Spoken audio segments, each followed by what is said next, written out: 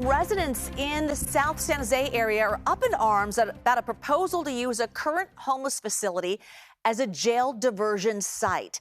And as John Ramos reports, the way the plan was delivered to the community didn't help matters.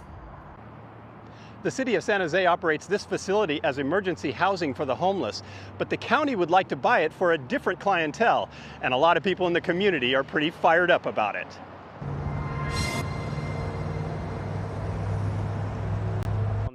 It started a couple of weeks ago when Isa Ajloni got a notice from the county for a, quote, neighborhood meet and greet. I wasn't going to even attend it, and then I got a phone call from a whistleblower.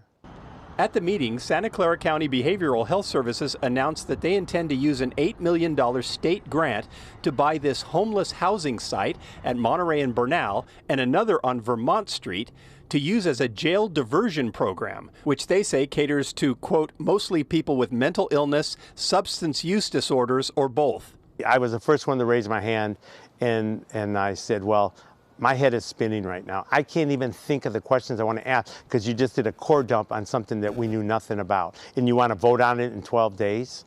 Ajloni is founder of a community group called Safer San Jose and says housing people with mental illness and substance abuse problems is a lot different than just putting up a homeless housing village.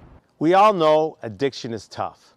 As much as that person wants to get over the addiction and their family does, sometimes it just doesn't work, and we're going to get the blunt of that addiction.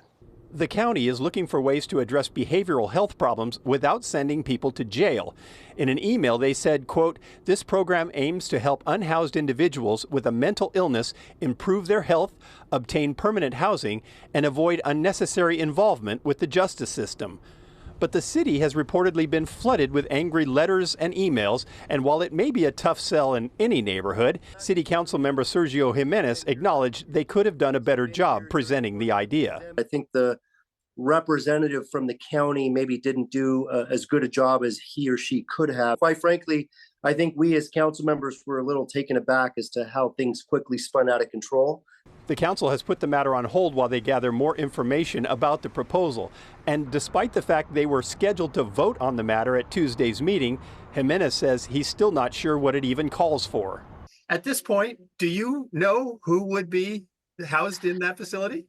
No, all I have heard is what's been all the emails that I've received and people that have called me personally that I represent in that particular area, that it's going to be a jail diversion program, folks with criminal records, on and on. I've heard a lot of information, but I haven't been able to pin it down to any concrete facts or language related to the grant agreement. He promises there will be a do-over and the community will have time to learn the facts about what is planned for the site.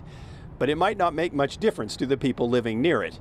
Trust is something easily broken and not easily repaired. The county was hoping to get the grant secured and have the first diversion subjects in the facility beginning November 1st. And the city says they are interested in selling the site to generate funds to build more permanent housing.